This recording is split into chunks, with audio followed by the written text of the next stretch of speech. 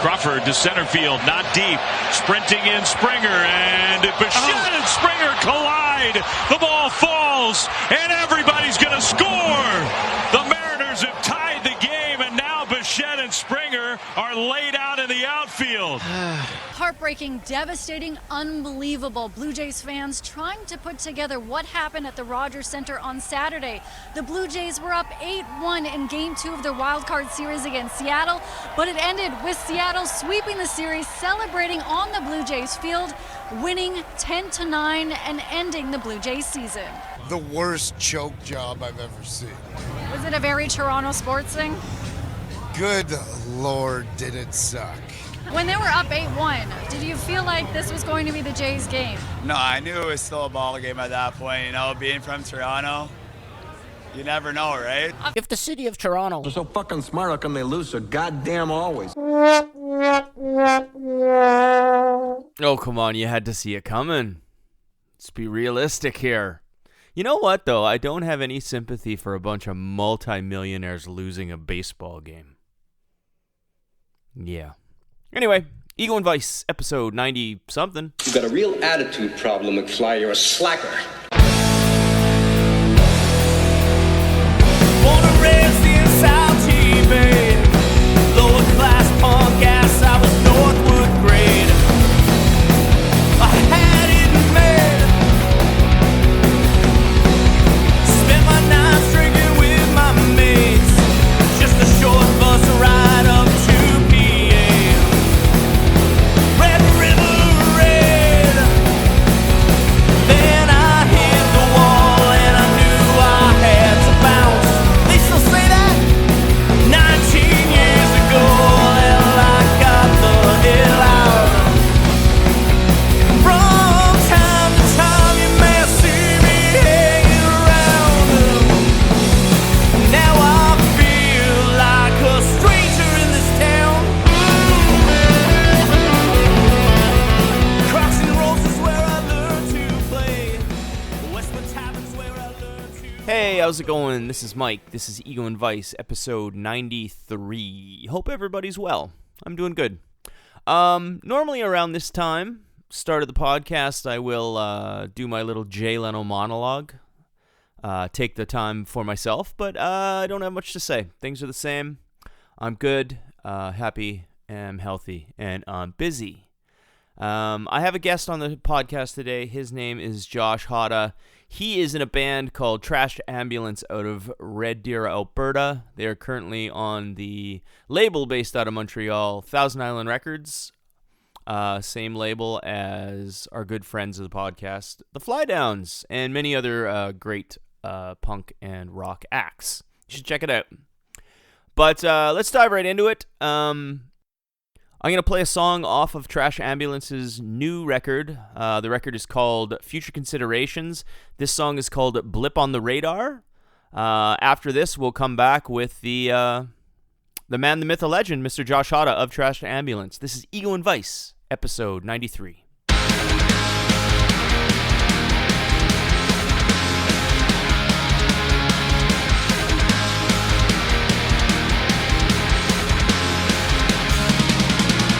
Culturally invited to the war inside my head. A chemical explosion left my brain a fucking mess. Pills, coffee, and cigarettes, anxieties in season. I'm trying to find my balance, but the days just keep repeating. You haven't got a clue, slimy fucks are all the same. Searching for your purpose in your money, cars, and fame. One day I'll get a move on, pick myself up off the floor, and start searching for meaning when just living is a chore.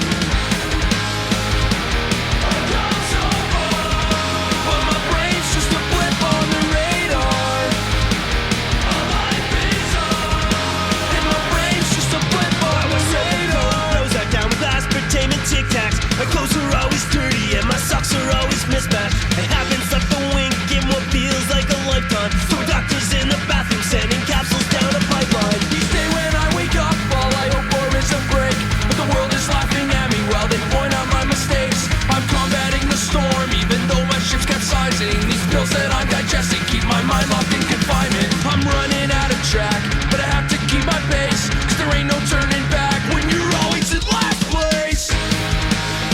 No words left to write.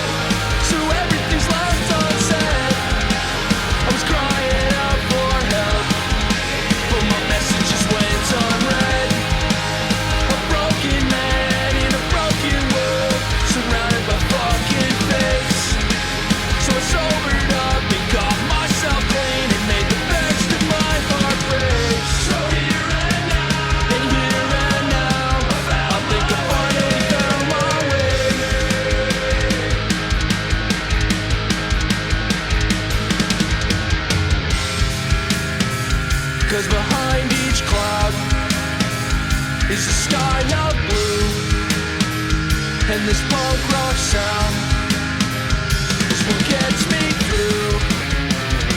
Yeah, behind each cloud is a sky of blue. And this punk rock sound is what gets me through. And life got dicey when I started making plans for the ones that love to carry on without me. Emotions hitting, but they're only counterfeiting. And a last time try to wake from this bad dream. Let's fucking go!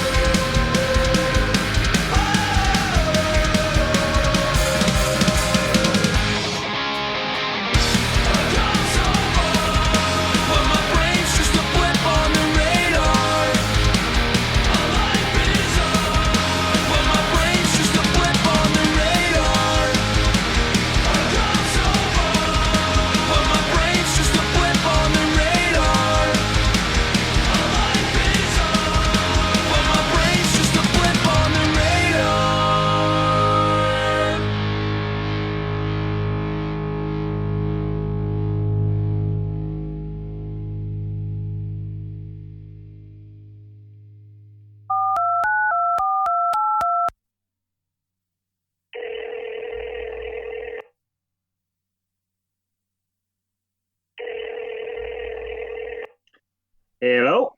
Hey, Josh. What's going on, buddy? It's Mike.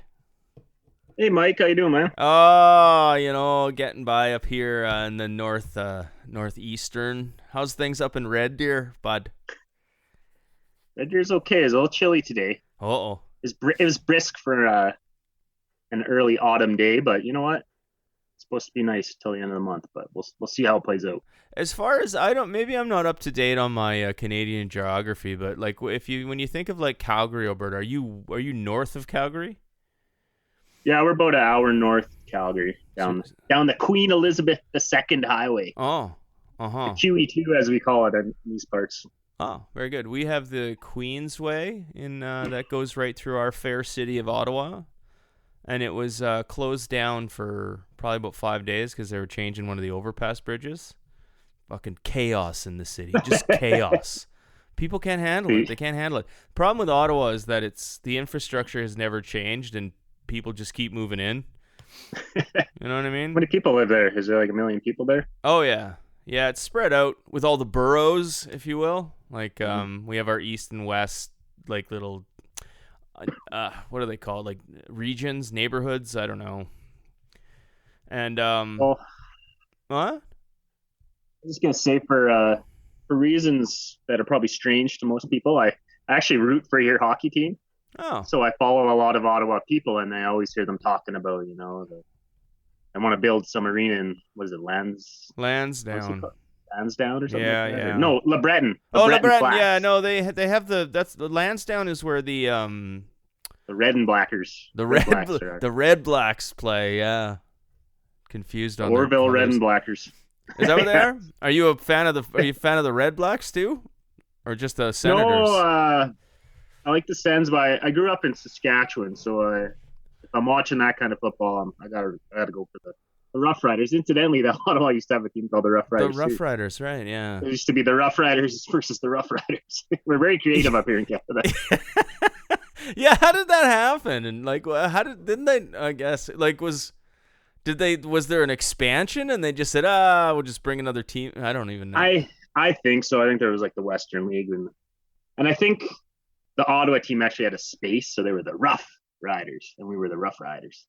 So completely different, not the same at all. Yeah, it's like there was like you change your name. No, you. There was a stalemate, so they just said, forget it. We'll take it out on the gridiron. Then Ottawa folded it in. Yeah. Well, that's good that you're a Sens fan, man. Somebody's got to be, I guess, No, I enjoy the local sports teams. I just don't I go Sens, go local, everything. That's all. Are you a GG's fan? No, I don't. Honestly, to be completely honest with you, I will support anything local, but I'm not a big team sports kind of guy. I've been to like Sens games. I enjoy them, when I'm there, but it's more about it's like going golfing. You're not very into the game. You're just more of hanging out with the people you're there with. Just a bro down. Yeah, that kind of thing. You know, live hockey's fun. I've never been to a Red Blacks game. I don't go if I haven't been to a Red Blacks game. I'm not going to anything below that level of. You know what I mean? I'm not going to a college game. I just like the name Gigi's. I don't actually know. I think that's university or something. Yeah, no, that's the Ottawa U. I thought that, yeah, they're named after a very prolific punk rocker that used to poop all over the place. Oh, him, yeah, Gigi Allen. Yeah, I think so. Is that what it is? The Ottawa Gigi Allens? I think it is that. I think so. Yeah. I think their mascots are like, a guy flinging poop and puking everywhere. Eating his own turd. It should be. Yeah, maybe. If anyone from the marketing department of University of Ottawa is listening. Yeah, maybe it's time to freshen things up. You know, need a rebrand for the. To hell with tradition. I think a Gigi is a horse. It may be. I think but it's also an Allen. And that's what we're talking about today is punk rock, aren't we? Yes, we are talking about punk rock. Speaking of punk rock. How are things going with you and the boys in the Trashed Ambulance? You just released a new record. I listened to it. I've been listening to it. It's great, man. It sounds like you guys are fucking actually getting better. Yeah, this is the first album with kind of the new lineup. We've had a little bit of personnel changes. Okay. Our drummer you would have met when we were out east. He moved to BC, Ryan. And then the guy who's playing bass now actually initially moved to drums. And then we kind of parted ways with the bass player that was playing. So we moved him from drums to bass. And then we got this other guy, Riley, was chatting offline with you about how he doesn't drink and takes care of us junkie boys. Well, that's good, though. It's good to have one of those guys. It keeps me in line too because I know he's gonna remember all the dumb shit I say and do. So I'm like, maybe I shouldn't have that extra. or should you? Or should you? Well, I know he'll hold my hair back. Yeah, right. Good for that. So last time I saw you in person, I think we were in Montreal for Pooza. Yeah. You have a whole new band now? Did I meet any of those guys? You would not have, actually. Yeah. Okay, so, well, yeah, there you go. We're still a three-piece. Mm-hmm. We flirted with second guitar player a few times in the band, and then we just kind of decided to go forward with what we have. I mean, if we can find the right fit, I'd happily bring on another guitar player, but right. Just have a really good we just all get along really well. There's no drama. Everyone's buddies. It's sometimes it's not worth it to invite somebody in that's gonna disrupt what we have because there's minimal fights. Besides, like me and the bass player are brother-in-laws and we know each other a long time, so we'll fight, but we get over it really quick. Nothing serious. We can tell each other to fuck off and be fine an hour later, right? We move past things quickly. This whole album was a very cohesive project. Like we all chipped in, and then the producer, Mr. Casey Lewis from Belvedere, he helped out a lot with this album, which is cool. Which is why we enlisted him. Was he your producer or your engineer for? Yeah, he's both. So we actually worked really hard and had them all demoed out before we even went there, which I know is common, but it's also not that common with punk rockers because we're known to be lazy. But we took our time. We had them like really good demos, how we thought the songs should exactly be. So we didn't change them structurally, really. Yeah, just had ideas for like, oh, you should add this in guitar and add these harmonies, and kind of took them to the next level. So we were pretty stoked to have his help. And it's kind of a neutral point of view, which is always good to chew on. Yeah, you might come from an angle you weren't thinking. Yeah, and as far as like melodic skate punk bands go in Alberta, pants? What did you say? Skate pants. Skate pants. Put your skate pants on. He's he knows what he's talking about because he's in Belvedere's kind of top tier here in Alberta, at least. Sure. I mean, they play all over the world, but. Did you when did you start writing the songs for the new one? Did you write them like during the pandemic? Or did you guys actually take some time off like everybody else? We were kind of didn't get like I had a few demos like before the fall of last year, and then kind of like by September of last year, we just kind of started really hammering them out, and then yeah, we had 12 songs. I think we had 13 songs, and one of them were like, this one sucks, so we axed it. And but yeah, it was pretty much 6 months, I would say, from start to finish, from conception to recording. So we moved pretty quick on it, but it also didn't feel rushed because we did put a lot of time in nailing them down and making sure we were all on the same page. Yeah, I think coming out of everything that we over the last 3 years, it didn't feel like everything was too rushy anyway. All we had was like time, I'd find, unless you had some sort of deadline. But the record itself is called Future Considerations. Yeah, and it's available on the Spotify. And you're waiting on. So I saw on I don't know if it was Facebook or somewhere on social media, you got your test pressing for your vinyl. Yeah, so I don't know, sure you've known or heard, there's a bit of a backlog with that right now. So yeah, we paid. You had to pay for half up front. We did that back in July, and so yeah, we just got the test pressings now. So I think we're about at the halfway point. So hopefully by the end of the year we have them in our hands. But yeah, it's slow goings, but kind of out of our control. Everybody's pretty understanding. How far backlogged is that? Well, the initial quote I think was like 20 to 22 weeks. So yeah, like 2 years. We're looking ahead of schedule. No, it's like 22 weeks. Yeah. That's. I thought I heard months in my brain. I was like 2 years. I've heard of like certain plants being the year, but this one's out of Edmonton here, not too far. So I was actually able to drive right there and pick them up right from their plant. Oh, cool. Yeah, that's cool. And the guy's doing it. He's a skate punk fan, so he's like, I'm super stoked on this project. Rad. It's cool to see. How are things with Thousand Island Records? How are those guys doing? Bruno. Good. They're good. They're actually coming out to Alberta. I don't know when you're gonna air this, but they're probably landing in Calgary as we speak. So they're here for the weekend. Your time or my time? What? Where? Oh, I guess it's the same. I guess it's the same life though. It's just different times. So yeah. Now it's to you, 10 p.m. Now to you is probably Alberta now time. To me too. Yeah. Anyway, what's that? Yeah, it's 10 p.m. right as on October 5th, the time of this me saying these words. So they should be landing in Calgary, Alberta very soon, and then they're gonna mosey around. And then yeah, we actually Trash Ambulance has a show this weekend.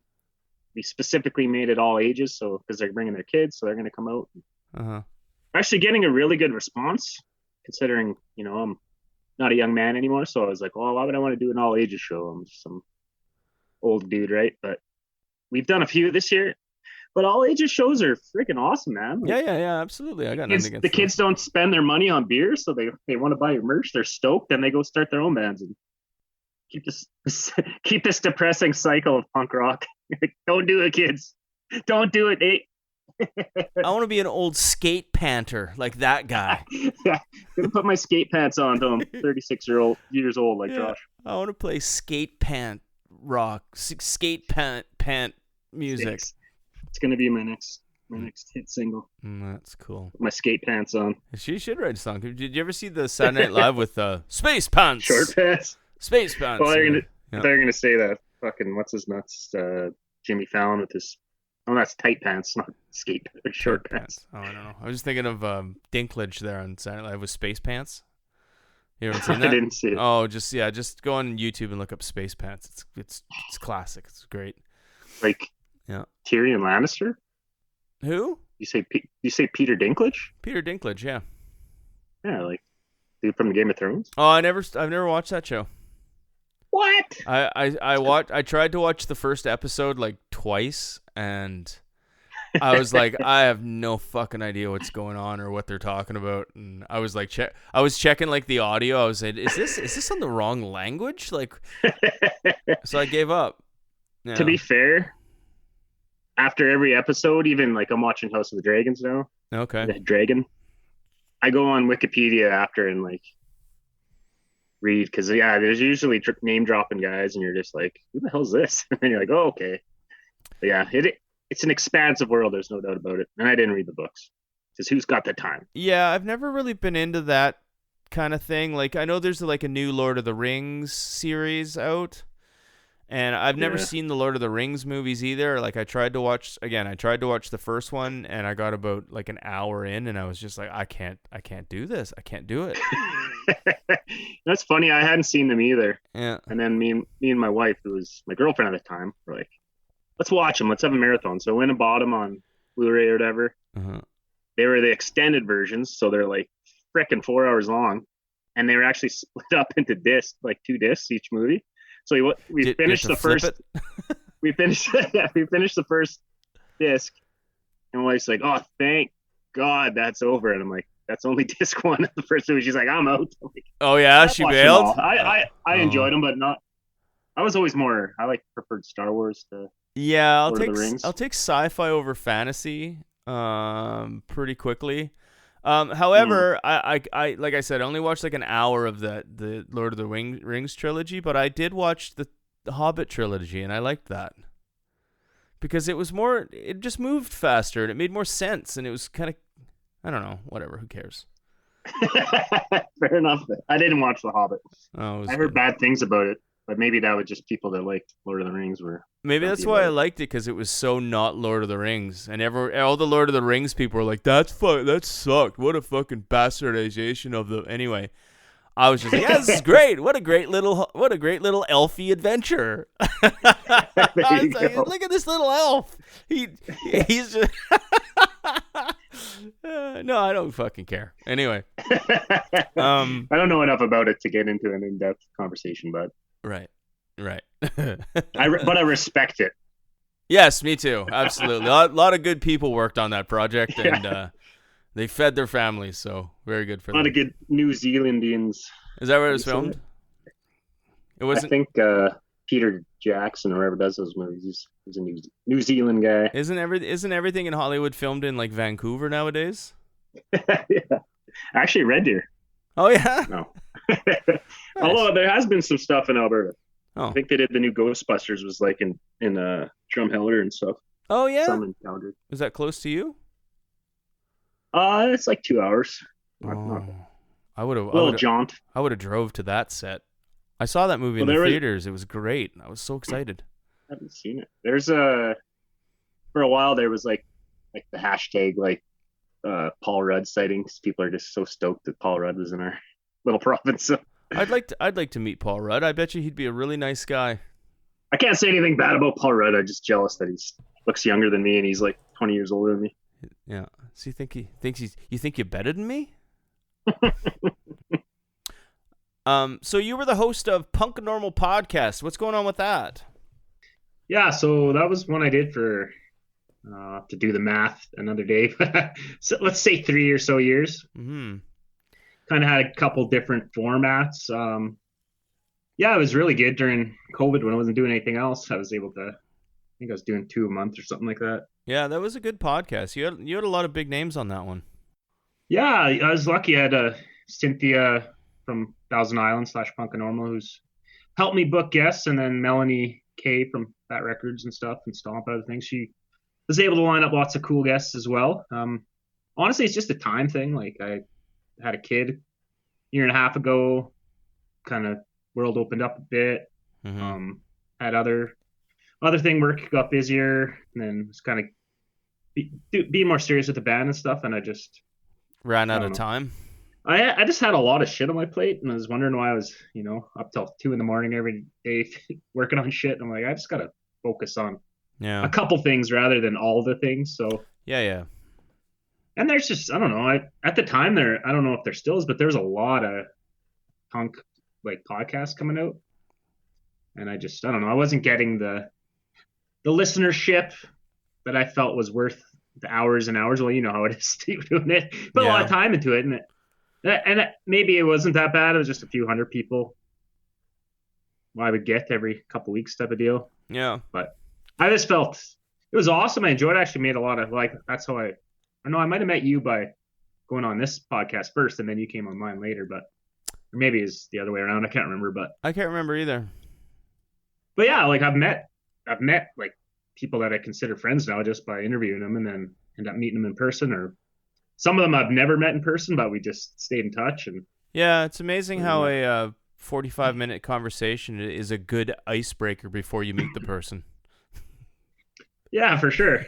And I mean, most musicians like to, well, it wasn't only musicians, but people that are doing creative stuff, they like to talk about what they're doing. So yep, it's pretty easy as a host to just kind of let people go. And then, yeah, kind of the same as you, try not just to answer the boilerplate questions, like just keep it fresh, throw some curveballs at them to that's all. Get them to open up. And then, yeah, it was super fun. And yeah, like I said, I got to meet a lot of those people in person. And actually the very first guest we ever had on the show, the reason that I made this podcast, I interviewed Patty O'Lantern. He was from the band Brutal Youth. Okay.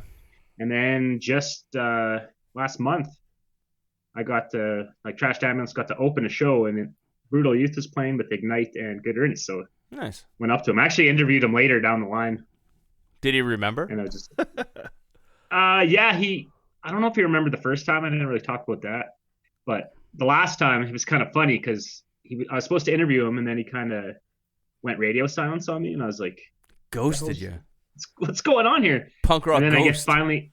I get this message from someone else. They're like, "You're not going to believe this, but his dog ate his cell phone, so he couldn't make the phone call." Yeah. So he said he went out to like get the mail and came back, and his dog had like chewed the shit out of his phone, and it didn't work anymore. Okay, I'll buy that, I guess. It's one of those things where he like turned it on, then all of a sudden it just like he saw it like happen. So I think it worked, but just none of he like bit it just in the right place, that none of right. Like the touch screen no longer works, so you could see everything, but like nothing reacted, and he's trying to get his phone to work, and then eventually. I would have been better if the dog actually like swallowed it and he had to like follow it around. And then it still worked. Talking into the dog's ass. Hello. Yeah, every time the dog farts, somebody on the other line. Yeah. Yeah, that's pretty. Is that a long distance call? Yeah. Hang up. Stop. So it was actually your decision to kind of shut that one down. That's cool. But did Punk and Normal have something to do? I know you had just mentioned someone from Thousand Islands, but did it have something to do? Was it affiliated with Thousand Islands Records? Yeah, so that's actually how I met Bruno and Cynthia. Is, you see blogs every now and then. I'll put out an all call, "Hey, looking for writers." Yeah. And I was working up north, and I was kind of bored just sitting in my camp room. So I'm like, answered the ad, and was like, I can review some punk rock records, right? Sure. Give me something to. And they're like, yeah, nothing else. You get tons of new music sent to you every week or whatever, and you can check it out. And, you get a lot of stuff that's not my style and didn't particularly enjoy. But, yeah, so I started writing for them, and then eventually came up with the idea to do the podcast. So I was doing that, and then, yeah, like Bruno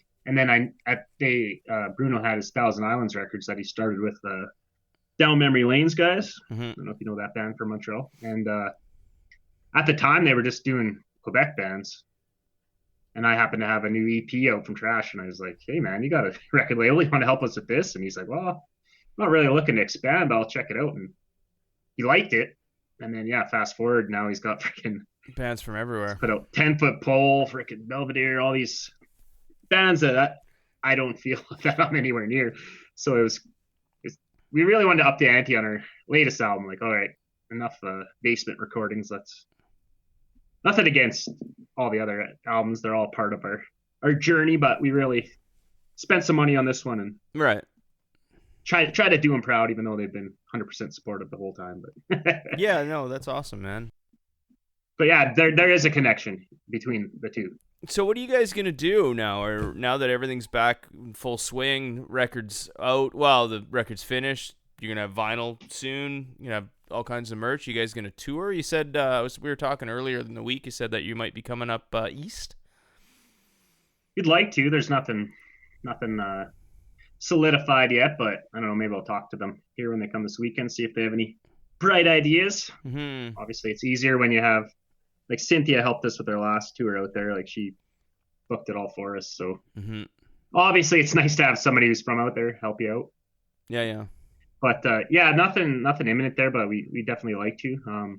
Yeah, we've just been doing like 3 show runs when we can. Like just around Alberta. We went out to BC last month. Mm-hmm. We kind of want to wait till we have the vinyl before we do another one, and then I don't know. The prairies are pretty friggin' crappy to travel in November to March. So yeah, I'd imagine. Yeah, a lot of flat snow. Do you got to go across any frozen lakes up there? No.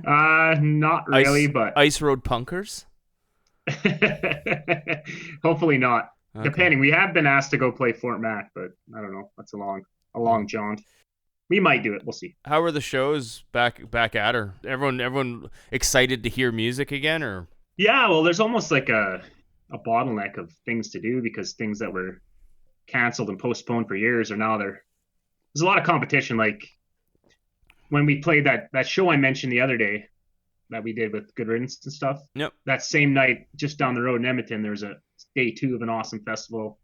The same night in Calgary, like the Flatliners are doing their 20th anniversary show. So there's a lot of competition sometimes, but it is still pretty well attended. But so yeah, that's like the main thing is there's just so much to do. There's been weddings that people have been waiting to have for 2 years or are happening. So right. But for the most part, like I wouldn't say we've really had a dud show.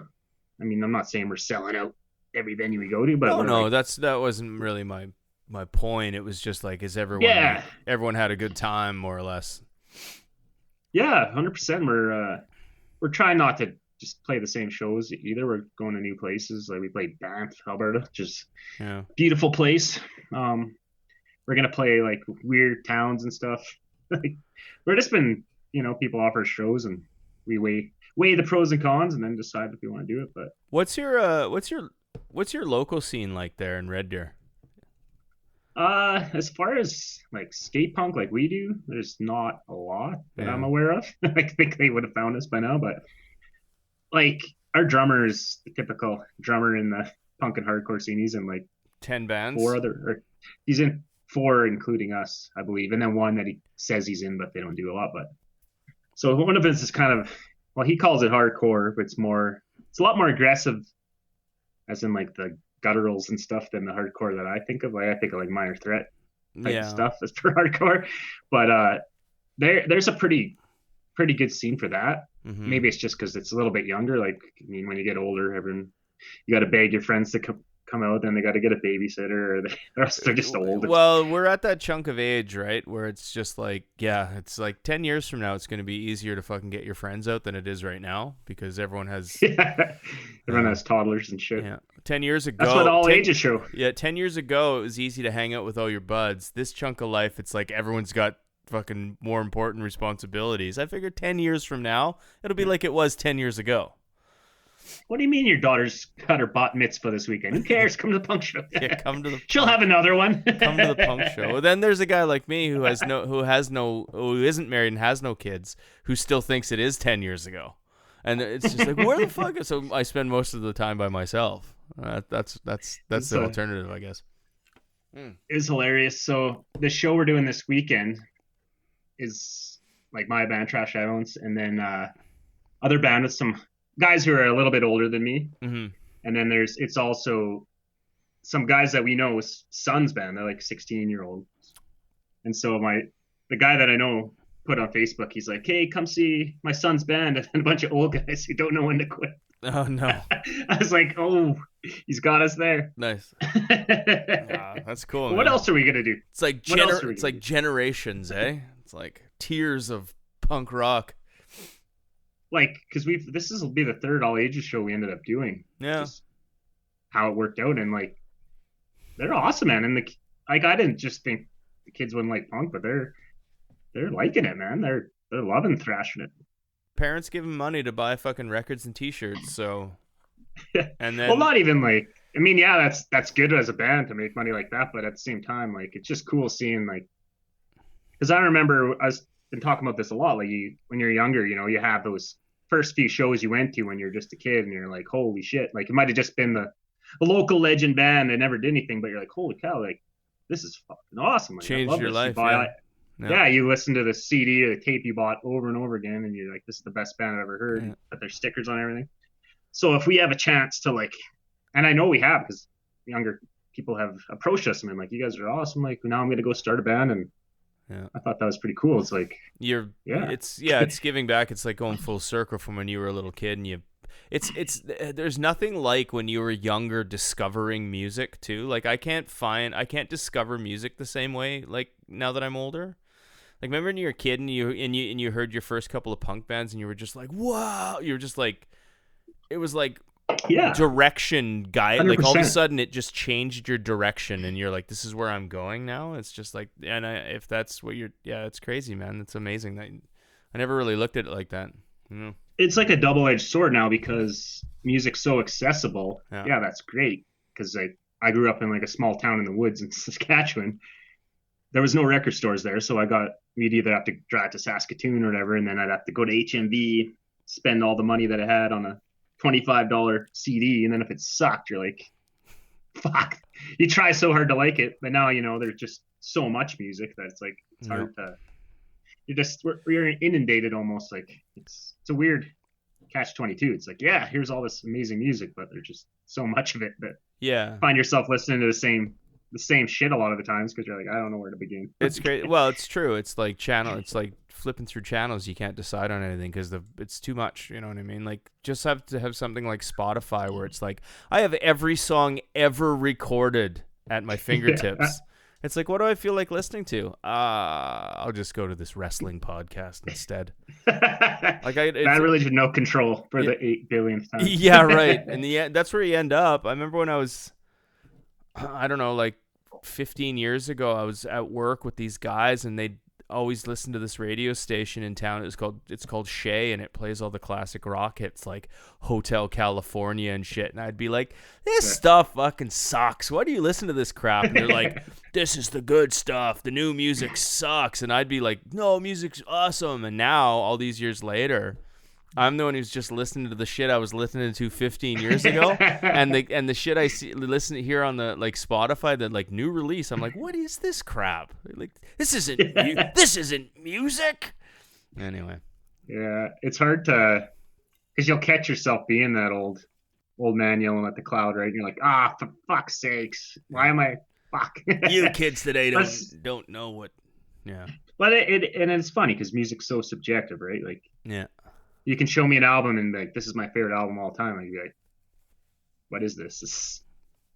That's funny. Not impressing me. Bad Religion, No Control for the 100th time. It's true though. It's so fucking funny. Yeah. I literally just put it on the other day. I was like, and you're like, just feeling it. It's like an old shoe. There it is. Well, and my age group is notorious for nostalgia to the point that it's like getting annoying with like every show I loved as a child is like back, and it's like, why does this need to be back? Like remakes and reissues and yeah. It's like, do we really need this show? Like, it was amazing as it was, or maybe it wasn't, but it was what it was in 1993. Just leave it there. Don't bring it back. Like, well, it doesn't need to come back. They say that they're running out of ideas, right? Hollywood's running out of ideas, so they just repackage everything to a younger audience, and if it worked once, it'll work again. Part of it is us as consumers, right? We gravitate to the shit we know rather than taking a chance on something that we don't know and it might suck, right? So I guess so. Well, but you also don't have a choice when you go to the movie theaters and it's just Marvel. There's no independent movies anymore. Yeah, I guess if you don't want to see Marvel, just go see Top Gun because it was fucking great. There you go. But there we go, another movie from the fucking 80s. Yeah, well, this one I'll give a pass to because it was fucking great. I saw it twice. I saw it twice in the theater. Yeah, I went with a buddy of mine. Just like, all right, let's go check this shit out. Let's just go see what it's all about. I watched the first Top Gun like a week before I saw the new Top Gun, and the new fucking Top Gun is so good. I came out of the movie and we kind of looked at each other and we're like, yeah, that was fucking great. And then like a week later, I went for lunch, or I went for dinner with this girl, or just a drink with another friend, and she's like, do you want to go see the new Top Gun? Or she said, have you seen the new Top Gun? And I'm like, yeah, I saw it. She's like, oh, okay, never mind. And I'm like, but I'll go see it again. And we went that night, and I swear to God, I came out of the theater again, and we looked at each other, and she's like, that was a good fucking movie. And I'm like, I know, it was so good. So I recommend it. I highly recommend it if you haven't seen it. So tell me about Highend Denim Records. Yeah, for sure. So, as you mentioned earlier, like Trashed Ambulance is on Thousand Islands Records, which we're super stoked. We're good friends with them, so we're more than happy to stay on there as long as they'll have us. But kind of you had talked about earlier about how like was the band on a break or whatever through COVID, and we kind of were. And what I was doing then, actually, you were involved for a little while. I just had little side bands, right? Oh yeah. See, I almost forgot about that too. Yeah, we were gonna do some stuff, and then you got too busy or something, so you said, I'm out for now. But maybe we'll collab on something here in the future if we have time. But yeah, so we had like a band called Burning Nickels, Poltergeist. Actually, the one band, the Off Sailors, I'm not in anymore, but that band actually turned into something, and they're about to play their first show with us on Saturday. But yeah, so we're like, let's put music out, and we just started on Bandcamp.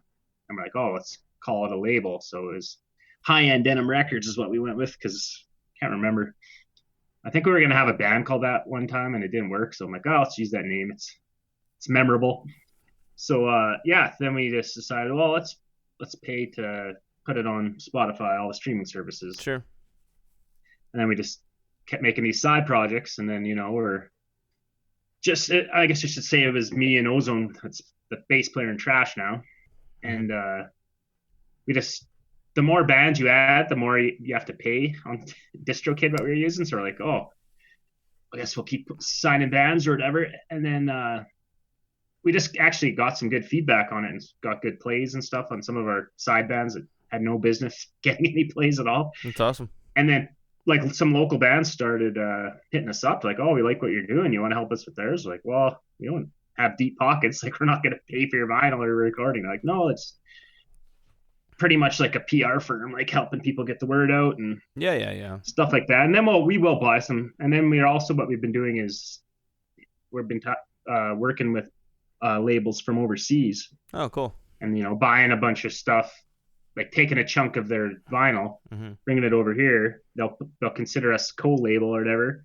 We're just the North American distro, which is pretty common. Like Thousand Islands does that. They got their partners in Australia and Europe and stuff, where it's a lot easier for like a smaller punk band if 10, 20, 30 records are going over to this country like right off the gate, rather than like we were talking about earlier with you, you got your box full of tapes that you can't sell. Like that would happen to all of us if we had 300 records just to get rid of them. I mean, you're just not a big band. Like it's cool to have, but so this is kind of what we've been doing. So we've actually been signing some local bands and stuff, and yeah, we got doing as well as we can because we're busy with Trash, and then help out the other bands, and yeah, people seem to want to work with us. I mean, we'll listen to people send us stuff all the time, and it doesn't always make sense, or we're not super stoked on what we hear, so we don't put it out. But sure. And then we also started a Spotify playlist that we update every week, and got that up to over like 1,000 plays. Right. Or listeners, or whatever you want to call it. So what I'll do is I'll add the links to the episode when I post it. So if people want to check that out, and maybe there's some where do you look for bands from anywhere, or are you just staying? Yeah, like if anyone, I mean, like I said, we don't have the deep pockets we're not paying for your recording, but we will probably help you out with vinyl. Like we'll buy some off you. I can't fund it just because we don't. Yeah, and sometimes just being affiliated with something that's like an upstart or has a decent name, it's word of mouth that will help in the long run, right? Even if you can't help them financially or something like that, it's still great to be affiliated with something cool too. And it's creating like a community, right? So exactly, that's what I was trying to. This band's on it. This band's on it. Yep. The hope is that this band's gonna hype up these guys' stuff, and vice versa. It doesn't always happen on labels, and not everybody hypes our shit, but you can't make anybody do it. No, but I do see it with the Highend Denim. Some of the bands we got on there are super supportive. They share everything, and it's like, oh, okay, suddenly there's people that would have never heard what we're doing are hearing it, right? Like, which is why you go on podcasts. It's why you there you go cross promote, right? Like it's all community, and we just gotta share each other's stuff. So well said. Well said. That's the long and short of Highend Denim. So yeah, we'll help out anybody if it makes sense for them and us. We're not promising you that we're Fat Records or anything like that, but of course, just trying to have fun, meet cool people, and help out when we can. Amazing. Yeah. Yeah, that's amazing, man. And like I said, there'll be a link, and hopefully, the Ottawa has a great music scene. Like, there's a lot of great bands here. Unfortunately, there's not as many places to play anymore. So you're saying, I think. What's that? Yeah, we played a house party when we went there. Yeah, that sounds about right. Shout out to fucking Jesse and the Fly Downs. Great people. Those fucking bums. No. Your words. I think they're wonderful. Oh, they're good dudes. Me and Jesse did we did a couple of acoustic gigs in the springtime. Oh, cool. Yeah, not even the spring. We did one in the spring. We did my birthday party gig. And then we did one about 6 months earlier when just some restrictions were first kind of started to get lifted and stuff. And not many people came out because it was still kind of weird. But we played an acoustic gig and it was great. Yeah, Jesse's good, man. He's a good dude. But enough about them. Back to Trash to Ambulance. Again, the new record is called Future Considerations, which I must say is a very nice good Canadian hockey punk rock record name. Yeah, totally. You always hear that. Yeah. Trading this guy for this guy and Future Considerations. And a bag of pucks. Why didn't you call the record a bag of pucks? That's the next one. Actually, the next one. Oh no, I'm not going to ruin it. Make a trilogy of. We did a EP before this, and it was called Shorthanded because that was right when our drummer moved away. You guys are hockey nerds. So, not even like huge. Well, I don't know. I like it, but I'm not. It just worked out that way because we were actually shorthanded, and then kind of the hockey theme kind of rolled into this one accidentally. But gotcha. We rolled with it. Roll with it, man. All right. Go Sens go. Yeah. Hey, dude.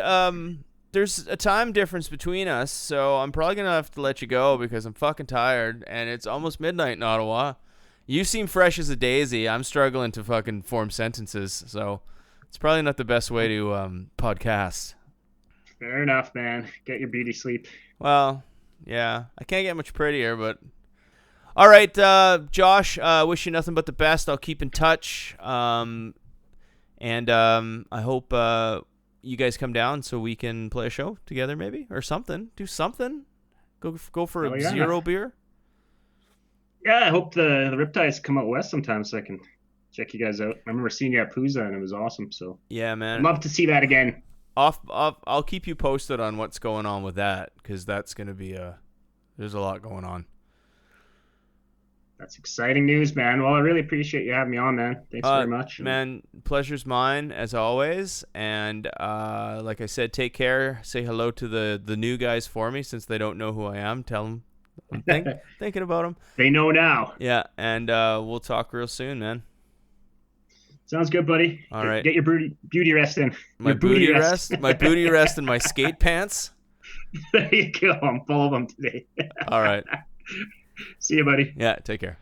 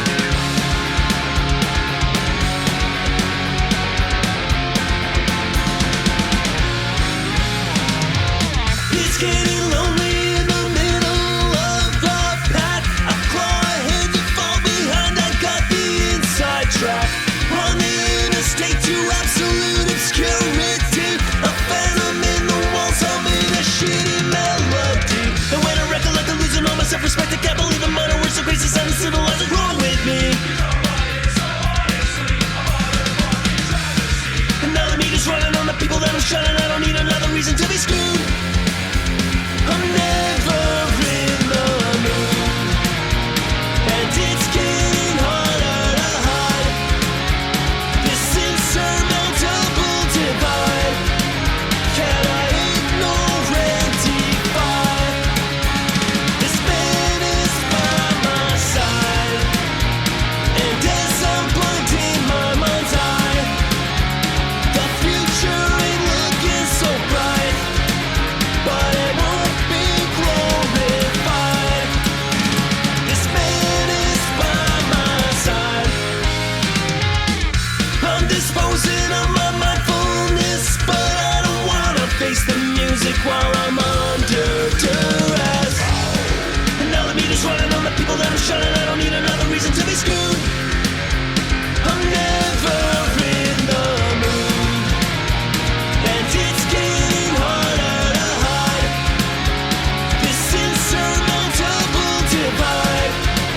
Can I ignore and defy? This man is by my side, and as I'm blinding my mind's eye, the future ain't looking so bright, but it won't be glorified. This man is by my side. That was a song called Menace off of Trash Ambulance's new record, Future Considerations. There it is. And I'd like to thank Josh Hauta for being on. He's always a fucking good conversation, good guy. Anyway, if you want to be on the podcast, you can always reach out to me at egoandvice@gmail.com. If you want to listen to the podcast, obviously you can go to all the major streaming services, Spotify, iTunes. Is iTunes still a thing? I'm sure it is. Anyway, just search Ego and Vice. I'm the only one. Trademark. That's pretty much it for me. Take care of yourselves and be safe out there. And, you know, it's a crazy, crazy place, crazy world. So enjoy every day and enjoy your friends and family. Anyway, talk to you later. You've got a real attitude problem, McFly. You're a slacker. Wanna raise the inside, baby.